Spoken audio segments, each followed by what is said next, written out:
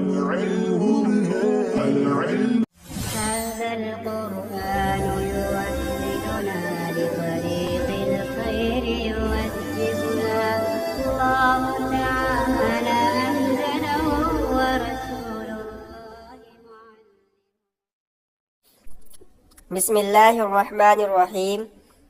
فصل دوم در بیان اسماء مشتقہ، دوسری فصل اسماء مشتقہ کے بیان میں۔ یہاں سے صاحب کتاب باب اول کی دوسری فصل کو بیان کر رہے ہیں۔ تو پہلی فصل فعل ماضی کی گردان کے سلسلے میں تھی، اور دوسری فصل جو ہے اسماء مشتقہ کے بیان میں ہے۔ شخص اسم از فعل مشتق می شوند، از فعل مشتق می شوند، کہہ رہے 6 اسماء ہیں جو فعل سے مشتق ہوتے ہیں، فعل سے مشتق ہوتے ہیں یعنی فعل سے بنتے ہیں۔ کیا کیا ہے؟ نمبر 1 ہے اس میں فاعل، نمبر 2 اس میں مفعول، نمبر 3 ہے اس میں تفضیل، نمبر 4 ہے صفت مشبہ، نمبر 5 ہے اس میں اعلیٰ، اور آخری ہے نمبر 6 پر اس میں ظرف۔ یہ تھا اجمالی تذکرہ ان کا۔ آگے ہر ایک کو تفصیلی طور پر بیان کر رہے ہیں۔ سب سے پہلے اس میں فاعل کے دلالت کند بر کنندہ کار، اس میں فاعل وہ اس میں مشتق ہے جو کام کرنے والے پر دلالت کرے۔ صاحب کتاب نے اس کی مثال نہیں دی ہے، اس کی مثال ہم لے لیتے ہیں ناصرن۔ نصر سے بنا ہے، نصر فعل سے مشتق ہو کے ناصرن بنا ہے۔ ناصرن اس میں فاعل ہے، اس کا ترجمہ ہوگا مدد کرنے والا۔ تو ظاہر سی بات ہے کہ کوئی نہ کوئی ہے جو مدد کر رہا ہے، تو ناصرن یہ کام یعنی مدد کرنے والے پر دلالت کر رہا ہے۔ کہہ رہے کہ از ثلاثی مجرد مطلقاً بر وزن فاعل آیت، کہ ثلاثی مجرد سے اس میں فاعل یہ فاعل کے وزن پر مطلقاً آتا ہے، مطلقاً فاعل کے وزن پر آتا ہے۔ مطلقاً قید اس لیے لگائیے نا کہ بہت سارے آگے جو کچھ اسماء مشتقہ ہیں وہ ثلاثی مجرد سے کبھی کسی اور وزن پر آتے ہیں اور کبھی کبھی کسی دوسرے وزن پر آ جاتے ہیں، لیکن اس سے فاعل ہمیشہ جو ہے بالکل آسان ہے۔ اس کا کوئی بھی اس فعل کو لے لیجئے اور فاعل کے وزن پر اس کو بنا دیجئے، وہ اس میں فاعل بن جائے گا۔ بعض اس میں فاعل فاعل، فاعلانی، فاعلین، فاعلون، فاعلین، فاعلۃ، فاعلتان، فاعلتین، فاعلات۔ اب آگے کچھ اس کے حالات بتا رہے ہیں، اعراب سمجھ لیجئے اس کا۔ کہہ رہے ہیں کہ تثنیہ بحالت رفع بالف آید، کہ اس میں فاعل کا جو تثنیہ ہے نا وہ حالت رفع میں الف کے ساتھ آتا ہے۔ جیسے اس نے فاعلانی بتایا، جب حالت رفع کے اندر ہو، مثال کے طور پر جاء فاعلانی، تو یہاں فاعلانی یہ حالت رفع میں ہے تو یہ الف کے ساتھ آئے گا۔ وبحالت نصب وجر بیا کے ما قبلش مفتوح، اور حالت نصبی و جری میں یا ما قبل مفتوح کے ساتھ آتا ہے۔ تو حالت نصبی جری مثال کے طور پر اس کو لے لیتے ہیں، حالت نصبی کو لے لیتے ہیں، رأیت فاعلین، تو دیکھا آپ نے فاعلین یہ ہے حالت نصبی کے اندر، یا ہے اس کا ماقبل مفتوح ہے۔ اسی طرح مررت بفاعلین، اس میں بھی یہ حالت جری کے اندر یا ماقبل مفتوح کے ساتھ آ رہا ہے۔ کہہ رہے انہوں نے تثنیہ مکسور باشد، تثنیہ کا نون جو ہے جیسے فاعلانی ہے، تثنیہ کا نون جو ہے مکسور ہوتا ہے۔ وجمع بحالت رفع بواو آید، اور جمع جو ہے حالت رفع میں واو کے ساتھ آتا ہے، فاعلون ہے۔ اور بحالت نصب وجر بیا کے ماقبل مکسور باشد، اور حالت نصبی و جری میں یا ماقبل مکسور کے ساتھ آتا ہے۔ تو اس کو جب ہم حالت نصبی میں لے جائیں گے تو رأیت فاعلین ہو جائے گا، تثنیہ فاعلین ہوتا ہے، اور جمع حالت نصبی کے اندر اور حالت جری کے اندر یا ما قبل مکسور کے ساتھ ہوتا ہے۔ یہی فرق ہوتا ہے تثنیہ اور جمع میں، اس میں فاعل میں، حالت نصبی جری میں۔ मदमूनी जमा मफ्तू हुआ, कह रहे कि जमा का नून मफ्तू होता है। यह बात पूरी हो गई। दूसरा इसमें मुश्तक है इसमें मफूल।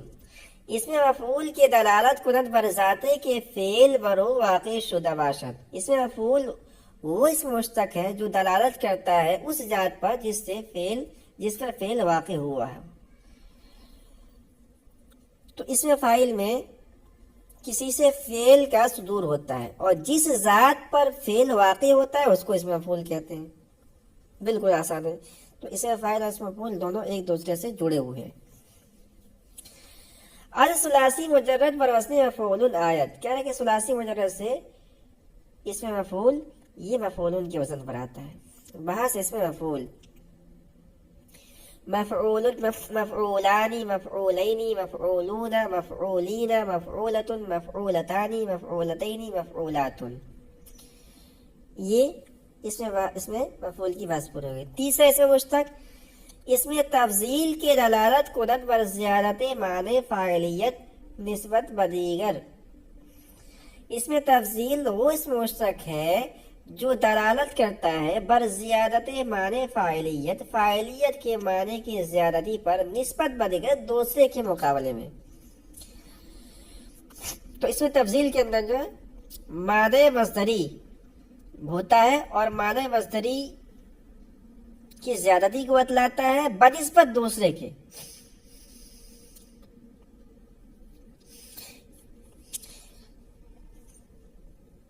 कह रहे पर वज़न अफ़ालु आयद, इसमें तफसील जो है ये अफ़ालु के वजन पर आता है, मगर वो अफ़ाल जिसके अंदर किसी रंग के माने में हो, जैसे अहमरू है, इसमें जो है सुर्खी यानी रंग के माने है, या उसके अंदर कोई आयत के माने हो, तो इन दोनों फेलों से इसमें तफसील नहीं आता है। मगर अज़लौन व आयब नमी आयत, मगर उन अफ़ाल से जिसमें लौन यानी रंग और आयब के माने हो इसमें तफसील नहीं आता है। चे दरी हर दो अफ़आलु बराए सिफत मुशब्बह मियाद, कह रहे कि इन दोनों फेलों से, यानी वो फेल जिसके अंदर रंग के माने हो या आयब के माने हो, अफ़आलु का वजन ये सिफत मुशब्बह के लिए आता है। तो अगर कोई इसम है और वो अफ़आलु के वजन पर है और उसके अंदर रंग के माने हैं जैसे अहमरू, या उसके अंदर आयब के माने में जैसे अहमकू, तो दोनों इसमें तफसील नहीं होंगे बल्कि सिफत मुशब्बह हो जाएंगी। चू अहमरू व आमा, जैसे अहमर व आमा, कहने वाज गैर सुलासी मुजरद नमियाद, सुलासी मुजरद के अलावा से ये इसमें तफसील नहीं आता है। बस इसमें तफसील अफ़अलु अफ़अलानी अफ़अलैनी अफ़अलूना अफ़अलीना अफ़ाइलु फ़ुअला फ़ुअलयानी फ़ुअलैनी फ़ुअलयातुन फ़ुअलुन। अब आगे थोड़ा सा इसकी वजाहत कर रहे हैं और उसके अंदर कुछ जुमला मोतरज़ा भी है। कह रहे अफ़ाइलु जमा तकसीर मुज़क्करस, कह रहे कि इसमें जो अफ़ाइलु का सिगा है जमा मुकस्सर मुज़क्कर है, व फ़ुअलुन जमा तकसीर मुअन्नस, और फ़ुअलुन जो है ये जमा मुकस्सर मुअन्नस है। व अफ़अलून व फ़ुअलयातुन जमा सालिम, और अफ़अलून और फ़ुअलयातुन ये जमा सालिम है। अब चूंकि यहाँ पर जमा मुकस्सर जमा सालिम का तज़किरा आ रहा है तो आगे उसकी तारीफ भी कर दे रहे हैं। कह रहे हैं जमा सालिम आरा गोयन, जमा सालिम उस जमा कहते हैं कि बिनाए वाहिद दरा सलामत मानत की, जिसमें वाहिद का वजन सलामत हो।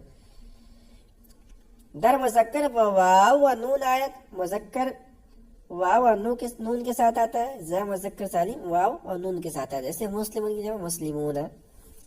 वदर मुअन्नस व अलिफ व ता आयत, और जमा मुअन्नस अलिफ व ता के साथ आता है, जैसे मुस्लिमातुन की जमा। वजमा तकसीर आके बिनाए वाहिद दरा सलामत न मानत, और जमा मुकस्सर वो जमा जिसमें वाहिद का वजन सलामत ना हो। इसमें तफजील गाहे बराए, जैसे रजुलन की जमा रिजालुन है, इसमें तफजील गाहे बराए ज़ियादत माना मफ़ऊलियत हम्मिया है। कह रहे कि इसमें तफजील कभी कभी ना मफ़ऊलियत के माने की ज़्यादती को बतलाने के लिए आता है। चू اشہر بمعنی مشہور، جیسے اشہر جو اس میں تفضیل ہے یہ مشہور اس میں مفعول کے معنی میں ہے. اشہر یہاں فاعلیت کے معنی کے اضافے کو نہیں بتلا رہا ہے دوسرے کے بالمقابل، بلکہ یہاں یہ اس ذات کو بتلا رہا ہے جس پر شہرت کا فعل واقع ہوا ہے. اشہر بمعنی مشہور تر، اشہر یہ مشہور تر کے معنی میں ہے. یہ بات پوری ہو گئی. اس کے بعد چوتھا اس میں مشتق صفت مشبہ ہے. صفت مشبہ کی دلالت کنت پر اتصاف ذاتی. صفت مشبہ وہ اس میں مشتق ہے جو دلالت کرتا ہے اتصاف ذاتی پر بمعنی مصدری، معنی مصدری کے ساتھ بوضع ثبوت، بطور ثبوت. دیکھیے ایک ہوتا ہے بطور ثبوت یعنی بطور دوام، بطور استمرار، اور ایک ہوتا ہے بطور حدوث. تو اس میں فاعل اور اس میں مفعول، اس میں فاعل اور صفت مشبہ دونوں جو ہے تقریباً برابر ہیں. بس فرق یہ ہے کہ اس میں فاعل بطور حدوث دلالت کرتا ہے اور صفت مشبہ بطور ثبوت یا بطور دوام استمرار دلالت کرتا ہے. اس کو آگے اور آسان لفظوں میں سمجھا رہے ہیں تو کہہ رہے کہ وَإِسْمِ فاعل دلالت میکنن بر اتصاف بطور حدوث. اس میں فاعل یہ دلالت کرتا ہے متصف ہونے پر، یعنی اتصاف ذاتی پر، معنی مصدری کے ساتھ اتصاف ذاتی پر. دونوں کے اندر معنی مصدری پائے جاتے ہیں، اس میں فاعل کے اندر بھی، اس میں صفت مشبہ کے اندر بھی. تو اس میں فاعل یہ معنی مصدری کے ساتھ متصف ہونے پر دلالت کرتا ہے بطور حدوث. ولہذا صفت مشبہ ہمیشہ لازم باشد. یہی وجہ ہے کہ صفت مشبہ ہمیشہ لازم ہوتا ہے، اگرچہ از فعل متعدی آئے، اگرچہ فعل متعدی سے آئے. اب دونوں کے اندر اور فرق کو آسان لفظوں میں سمجھا رہا ہے مثال کے ذریعے سے. تو دو مثالیں ہیں، سامعون اس میں فاعل کی مثال ہے اور سمیعون صفت مشبہ کی مثال ہے. پس فرق در سامعون اور سمیعون، لہذا سامعون اور سمیعون میں فرق یہ ہے کہ سامعون دلالت می کند بر ذات، لفظ سامعون جو کہ اس میں فاعل ہے یہ دلالت کر رہا ہے ذات پر کہ موصوف باشد بشنیدن چیزیں، جو کسی چیز کے ساتھ جو کسی چیز کے ذریعے سننے کے ساتھ متصف ہو بالفعل، یعنی زمانے میں، تینوں زمانے میں سے کسی ایک زمانے میں. تو اس میں فاعل نا یہ دلالت کرتا ہے معنی مصدری پر تینوں زمانے میں سے کسی ایک زمانے پر.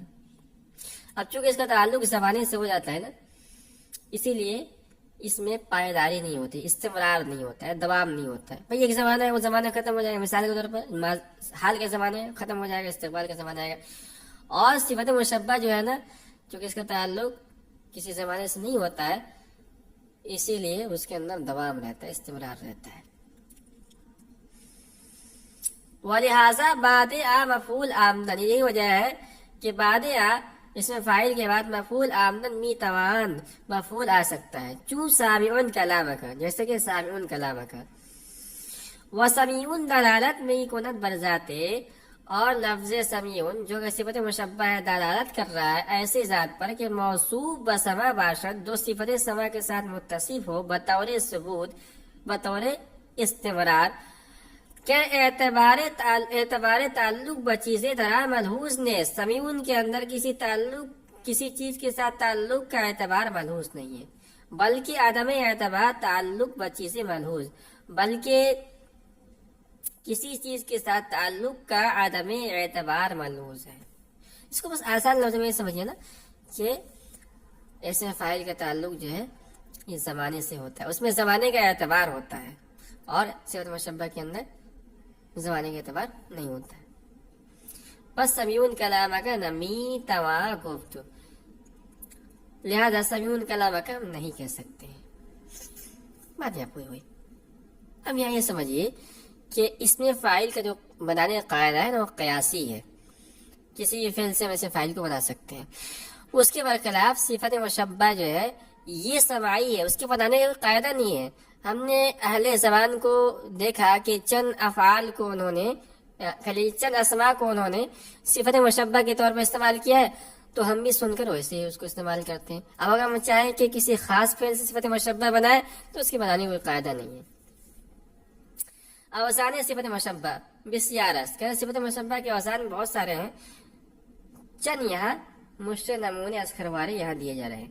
چون صعب صفر صلب حسن خشن ندس ذئم بلز حتم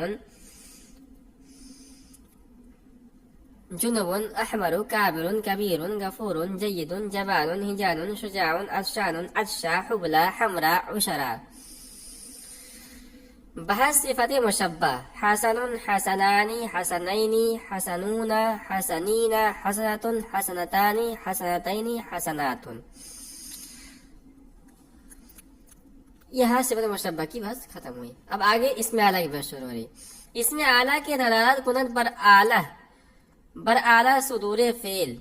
اسم اعلیٰ وہ اسم مشتق ہے جو دلالت کرے ایسی چیز پر جو فعل کے صادر ہونے کا اعلیٰ ہو.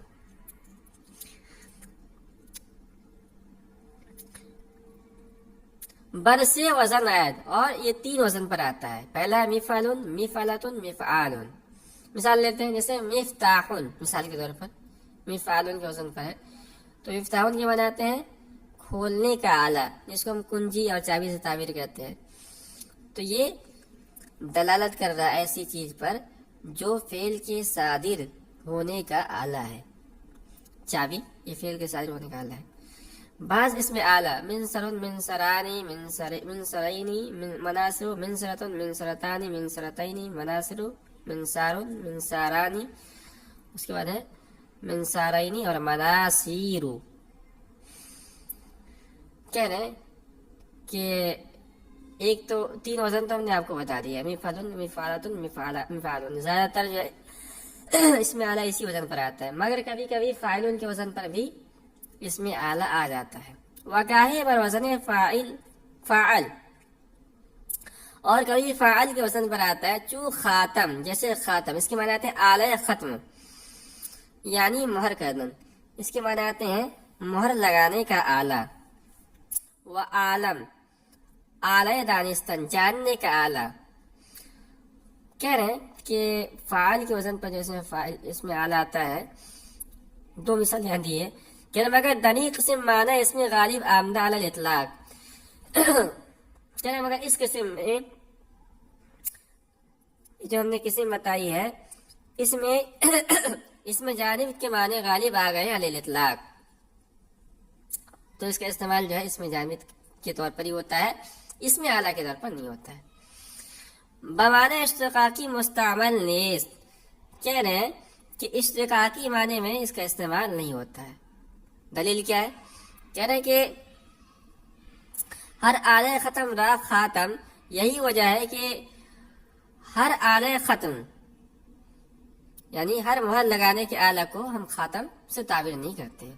وہ ہر آلہ علم را عالم نتوا گفت، اور ہر آلہ علم کو، ہر جاننے کے آلہ کو ہم عالم نہیں کہتے ہیں. تو اس بات کی دلیل ہے کہ اس وزن پر جو اس میں آلہ آتا ہے اس کا استعمال اس میں آلہ میں بہت کم ہوتا ہے، اس کا زیادہ استعمال اس میں جامد کے طور پر ہوتا ہے. اس میں ظرف دلالت می کند بر جائے صدور فعل یا وقت صدور فعل. کہہ رہے اس میں ظرف وہ اسم مشتق ہے جو فعل کے صادر ہونے کی جگہ یا فعل کے صادر ہونے کے وقت پر دلالت کرے. تو ظرف کے اندر، اس میں ظرف کے اندر 2 چیزیں ہوتی ہیں، ظرف زمان بھی ہوتا ہے، ظرف مکان بھی ہوتا ہے. اسم مفتوح العین و مضموم العین و ناقص مطلقاً بر وزن